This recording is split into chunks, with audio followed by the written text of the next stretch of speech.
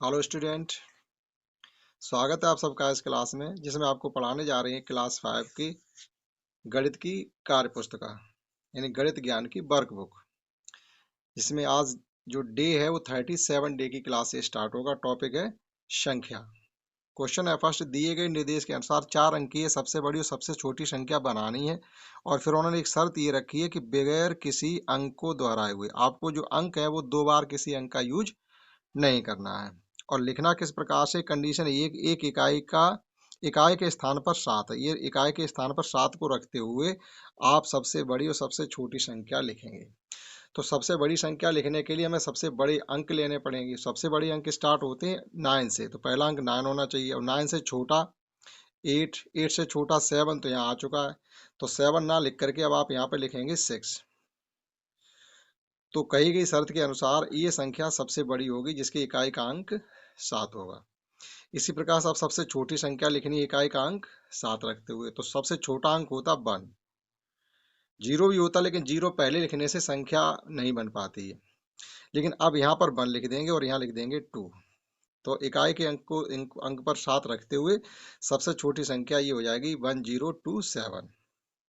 इसी प्रकार से इसमें ढाई के स्थान पर 4 रखते हुए आपको सबसे बड़ी संख्या लिखेंगे। सबसे बड़ी के लिए वही सबसे बड़ा अंक पहले 9 लिखेंगे, फिर 8 लिखेंगे, अब 4।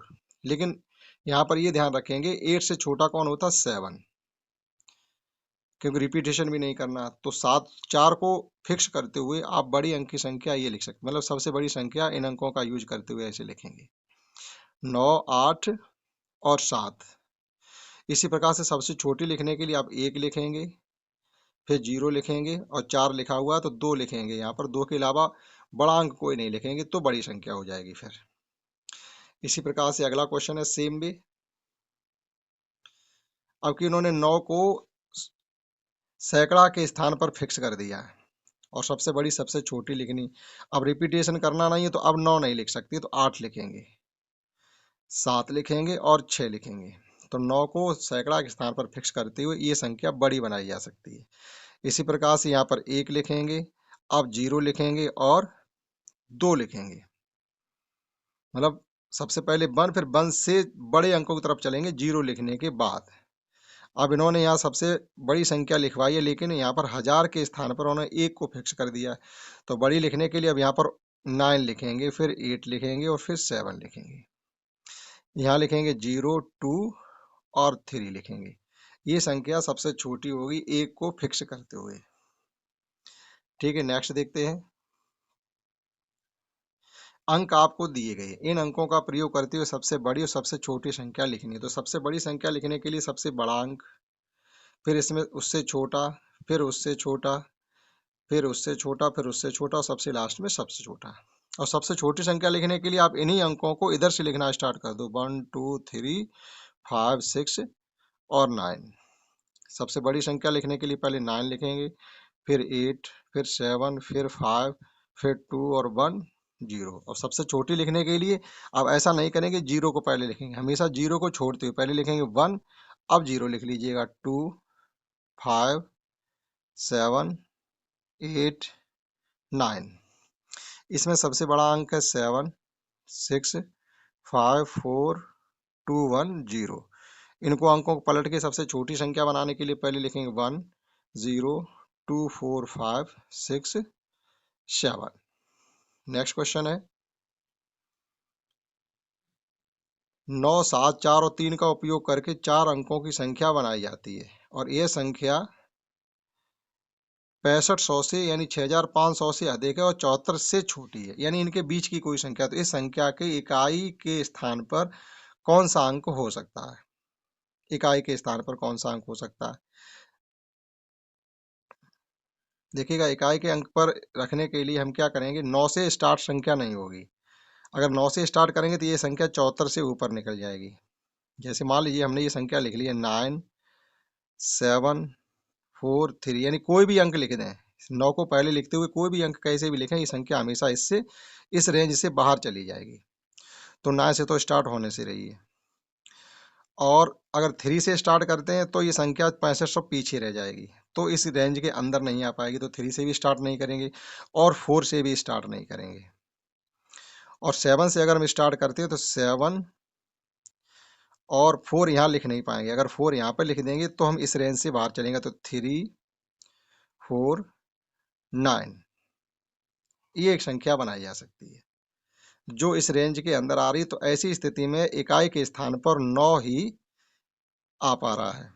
4 भी आ जाएगा, हम ऐसे भी लिख सकते हैं 7 3 9 4। देखो 9 भी इकाई के स्थान पर आ सकता है और 4 भी आ सकता है, तो डी वाला ऑप्शन सही होगा। अगला क्वेश्चन है कि 35 सैकड़ा का मतलब होता है 3500। 100 के 35 नोट है 3500। और 15,000, 15,000 इस प्रकार से लिखे जा सकते हैं। और 29 इकाई का मतलब है एक एक के 29। आप इन सबको जोड़ दीजिएगा, 9 2 5 8 1 यानी 18,529। सी ऑप्शन सही होगा। देखते हैं नेक्स्ट 8 डे की क्लास। देखते हैं डे 38 डे की क्लास। इसी टॉपिक संबंधित हमारे जोड़ने और घटाने से। तो ये जोड़ने और घटाने वाले क्वेश्चन तो आप कर पाएंगे, इनको हम नहीं कराने वाले। देखते हैं नेक्स्ट क्वेश्चन 2 जो वर्ड प्रॉब्लम से संबंधित है। समझकर हल कीजिएगा। क्या समझना है कि लीना और उसके दोस्त मेला घूमने जाते हैं और उन्होंने झूला झूलने का सोचा है। झूले का चार्ट नीचे दिया गया है। मतलब किराए का जो चार्ट है वो ये दिया गया है। इसके आधार पर दिए गए प्रश्नों के आप उत्तर दीजिएगा कि लीना को स्टीमर सवारी तथा बाइक सवारी करनी है, तो उसके लिए उसे कितने रुपए के टिकट खरीदने होंगे।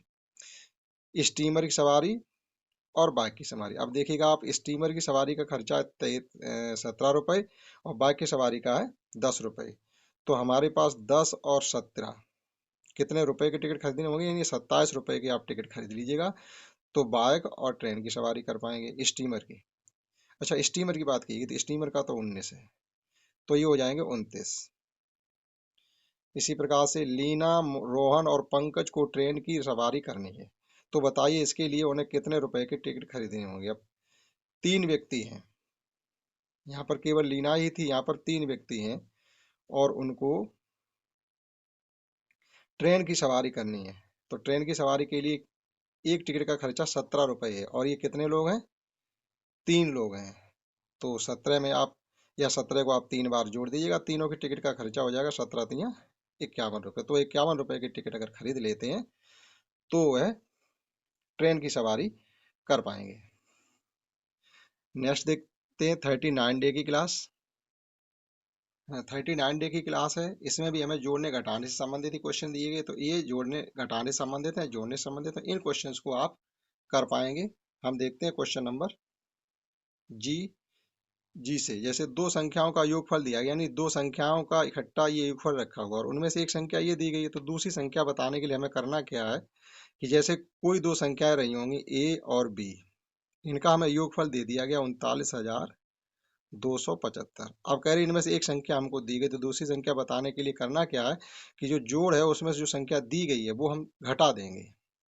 तो हम क्या करेंगे, 39,275 में से 18,367 को आप माइनस कर दीजिएगा तो दूसरी संख्या निकल आएगी। 15 में से 7 कम कर देंगे 8 बचेंगे, 6 में से 6 जाएंगे 0, और 12 में से 3 कम कर देंगे 9 बचेंगे, 8 में से 8 जाएंगे 0, और 3 में से 1 जाएगा 2।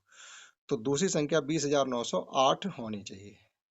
तो 20,908 और इन दोनों का जोड़ जो है रखा है 39,275। नेक्स्ट है कि 691 और का योग किन दो संख्याओं के योग के निकट होगा।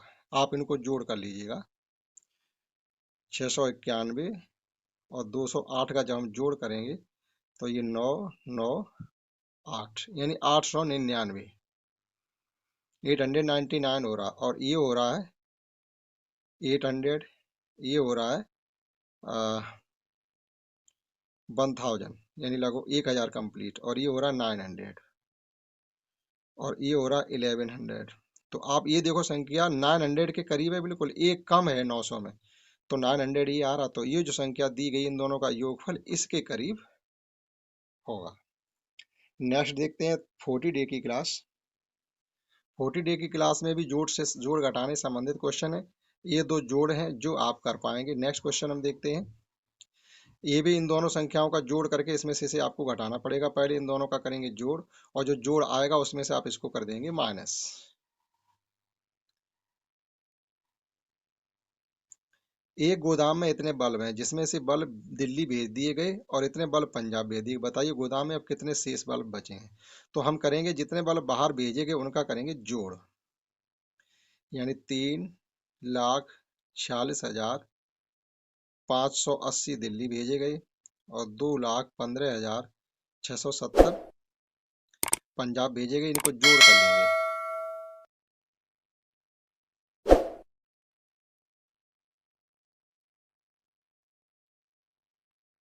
यानी 5,62,250 बल्ब टोटल बाहर भेजे गए, लेकिन हमारे पास तो 14 लाख के समथिंग थे। तो अब बचे कितने शेष बल्ब, हमसे ये पूछा गया गोदाम में शेष रहे कितने गए। तो हम क्या करेंगे, 14,56,780 में से जो हमने बाहर भेजे हैं 5,62,250 जो बाहर भेजे हैं वो इसमें से माइनस कर देंगे। 0, 3, 5, 4, 15 में से 6 जाएंगे 9, और यहाँ रह गए 13, 13 में से 5 जाएंगे 8, यानी गोदाम में बल्ब रह गई 8,94,530।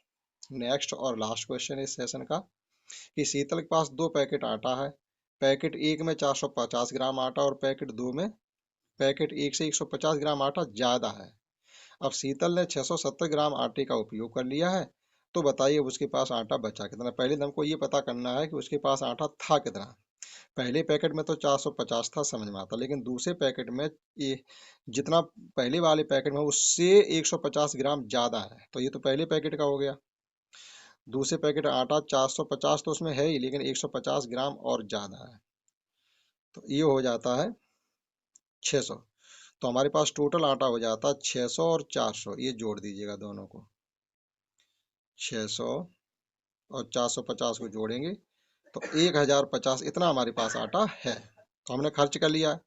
1050 में से 670 ग्राम हमने खर्च कर लिया। अब बचा कितना हमारे पास, 0, 2, 4, यानी 420 ग्राम आटा अभी भी हमारे पास बचा हुआ है। ठीक है, तो इस क्लास में इतना ही। आशा करता हूँ आपने समझ पाया होगा। That's all. जय हिंद, जय भारत।